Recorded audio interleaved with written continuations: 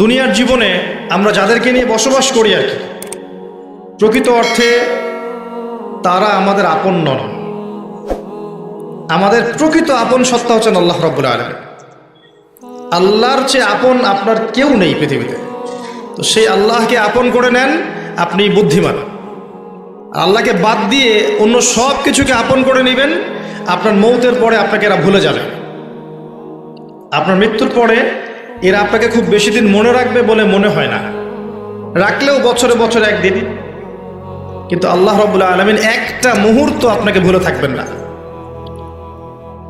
একটা হাদিস মনে পড়লো যে আল্লাহ পাকের কাছে 100টা রহমত আছে, মানে 100 ভাগ রহমত আছে, দয়া আছে, ভালোবাসা আছে। তার মধ্যে 1 ভাগ তিনি সৃষ্টি জগতের মধ্যে দিয়েছেন। ওই যে গাভী তার বাচ্চাকে চেটে পরিষ্কার করে না, কুকুর তার বাচ্চাকে দুধ খাওয়ায় না, ওই 1 ভাগ রহমতের জন্য, 1 ভাগ দয়ার কারণে। বাকি 99 ভাগ রহমত আল্লাহ পাক তার নিজের কাছে রেখেছেন, যেটা দিয়ে তিনি কিয়ামতের মাঠে বান্দার প্রতি রহম করবেন। আমরা আল্লাহর রহমত পাবো ইনশাল্লাহ। প্রয়োজন হচ্ছে তওবা করে ফিরে আসা।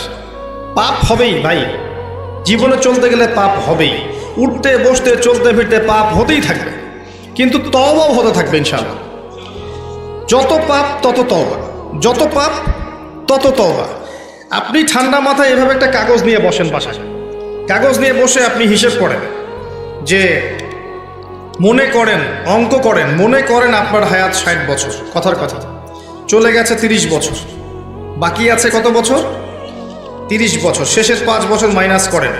এই 5 বছর আপনি চাইলেও মনের মতো আমল করতে পারবেন না, ঠিক আছে?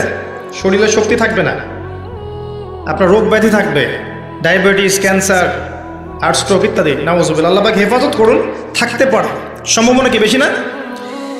25 আছে আপনার কাছে। 25কে আপনি মাস দিয়ে গুণ করেন, দিন দিয়ে গুণ করেন, দিনের হিসাব পাবেন, পাবেন না?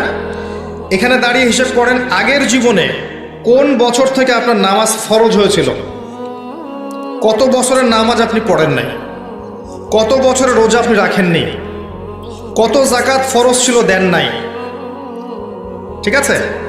পাপের যেগুলো পাপ মনে পড়ছে লিখেন। আমি অমুকের সাথে জেনা করেছি, আমি অমুক দিন অমুক অমুক জায়গায় মদ খেয়েছি, আমি অমুককে হত্যা করেছি, আমি অমুককে পিটিয়েছি, আমি কিশোর গ্যাংয়ে ছিলাম, আমি ক্যাসিনোতে গিয়েছি, আমি এটা করেছি, এটা করেছি, লিস্ট করেন। প্রত্যেকটা পাপ দেখবেন, এক একটা পাপের জন্য আপনি আল্লাহর কাছে আলাদা আলাদা করে আল্লাহর কাছে দোয়ায় বলবেন, আল্লাহ আমি ওই পাপ করেছিলাম, আল্লাহ আমাকে মাফ করে দাও, আমি ওই পাপ থেকে তওবা করছি আল্লাহ, আর জীবনে কখনো এই পাপ করবো না ইনশাআল্লাহ। এরকম করে তওবা করেন, তওবাটাকে ফিল করতে পারবেন। খালি মুখে যদি বলেন আস্তাগফিরুল্লাহ ওয়া আতুবু ইলাইহি, ফিল করতে পারবেন না। আপনি লিখেন, বুঝবেন যে আপনি কি কি কি করেছেন জীবনে। করা যাবে না এটা, যেগুলো মনে পড়ছে করা যাবে কিন্তু।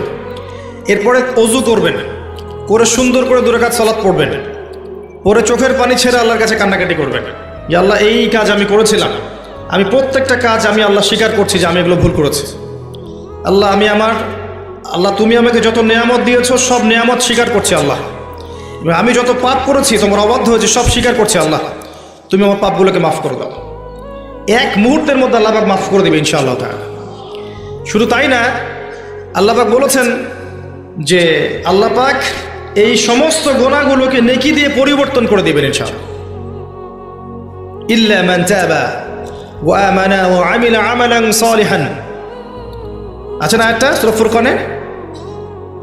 ইল্লা মান তাবা ওয়া আমানা ওয়া আমিলা আমালান সালিহান। তারা নয় যারা তওবা করেছে এবং ঈমান এনেছে এবং বেশি বেশি সৎ আমল করেছে। উলাইকা ইউবাদদিলুল্লাহু সাইয়্যাতিহিম হাসানাত, এরাই তারা যাদের সমস্ত গুনাহকে আল্লাহ পাক নেকি দিয়ে পরিবর্তন করবেন। শয়তান ধোঁকা দিবে আপনাকে, শয়তান বোঝাবে এত তাড়াতাড়ি কেন, এখনো সময় পড়ে আছে, পরে তওবা করো, এত দ্রুত দিনের পথে আসতে হবে কেন, অনেক সময় পড়ে আছে, আগে পড়াশোনা শেষ করো, এসএসসি শেষ হোক, ইন্টার শেষ হোক, অনার্স শেষ হোক, মাস্টার শেষ হোক, একটা চাকরি আগে পাও, বিয়ে শাদী হোক, পরিবার হোক, শেষ বয়সে গিয়ে একটা হজ করে আলহাজ টাইটেল নিয়ে নেবো, ব্যাস হয়ে গেল।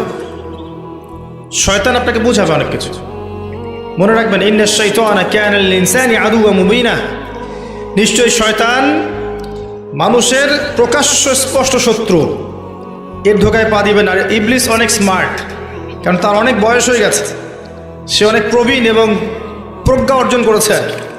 সে কিন্তু অনেক স্মার্ট, সে জানে কিভাবে মানুষকে পদস্খলিত করতে হয়। সে মানুষকে নেক সুরতেও ধোকা দিতে পারে। নেক সুরতে মনে হচ্ছে ভালো কাজ করছি আমি, দেখবেন এই ভালো কাজের মধ্যেও দেখবেন ধোকা দিয়ে ফেলেছে, এত স্মার্ট। তো আমি যে পয়েন্টটাতে কথা বলছিলাম যে যুব সমাজকে যদি ইব্রাহিমের মতো, ইসমাঈল আলাইহিস ইসলামের মতো, মুহাম্মদ সাল্লাল্লাহু আলাইহি ওয়াসাল্লামের আদর্শে উজ্জীবিত হয়ে জীবন করতে হয়, প্রথমে তওবা করতে হবে। খালেস তওবা করে সমস্ত পাপ ছেড়ে দিয়ে বাকিটা জীবন, এই যে 25 বছরের টার্গেট করেন, এই 25 বছর আমি কি করতে চাই, আমার লাইফের গন্তব্য জান্নাত, জান্নাতে যেতে হলে আমার কি দরকার, আল্লাহর সন্তুষ্টি। আমি একটা জীবন পেয়েছি, এই 25 বছরের পর আমি আর থাকবো না পৃথিবীতে। এই সময়টুকুতে আমি কি করতে পারি নিজের জন্যে, নিজের পরিবারের জন্যে, আমার পরবর্তী প্রজন্মের জন্যে, ঠিক আছে, আমার উম্মার জন্যে, দেশের জন্যে বা রাষ্ট্রের জন্যে আমি কি করতে পারি, প্ল্যান করতে হবে। আমি কি কি পড়বো, এখন কোন কোন বই পড়বো, কোন কোন সাবজেক্ট পড়বো। পড়াশোনা করতে হলে আমাকে কার কার কাছে যেতে হবে লিখে ফেলেন। পড়াশোনার পরে আমি কিভাবে আমল করব, দিন রাত কেমন করে গোছাবো, 24 ঘন্টা রুটিন করে ফেলেন। তারপরে আপনার রিজিকের দরকার, আমি কি রিজিক চাচ্ছি, হালাল না হারাম, আমি হালাল যাচ্ছি। হালাল যদি চাই, আমি হালাল জব খুঁজবো, হালাল ব্যবসা করব, হালাল কৃষিভিত্তিক কাজ করব, হালাল কিছু করব, হারামে যাব না। প্রত্যেকটা কাজ ক্যালকুলেশন করে করেন। বিয়ে করবো, এরপরে আমি কাকে বিয়ে করব, এই জিন্স এবং টি শার্ট পরা মেয়েকে নাকি একটা পর্দাশীল মুত্তাকি মেয়েকে? যে মুত্তাকি মেয়েকে ঠিক চিহ্ন দিলেন। এবার আসেন মুত্তাকি মেয়ে খুঁজতে হবে। মুত্তাকি মেয়ে ফেসবুকে পাওয়া যাবে না, ওই মেসেঞ্জারে পাওয়া যাবে না, হোয়াটসঅ্যাপে, ইমো, ভাইবারে পাওয়া যাবে না। ওইখানে যোগাযোগ করতে হবে। উপরে যোগাযোগ করে বলতে হবে, রব্বানা, বলেন, হাব লানা মিন আজওয়াজিনা ওয়া যুররিয়াতিনা কুররাতা আয়ুন ওয়াজআলনা লিল মুত্তাকিনা ইমামা। সূরা ফুরকান শেষের দিকে আছে। এই দোয়া করতে থাকেন আল্লাহর কাছে, আল্লাহ পাক মিলাই দেবেন ইনশাআল্লাহ আযজা ওয়া জাল। ভুলেও ওই জিন্স এবং গেঞ্জি সংস্কৃতির মেয়েকে ঘরে তুলেন না, এই আপনার পরিবারটা জাহান্নামের টুকরা হয়ে যাবে। এই কাজ ভুলেও করতে যায় না।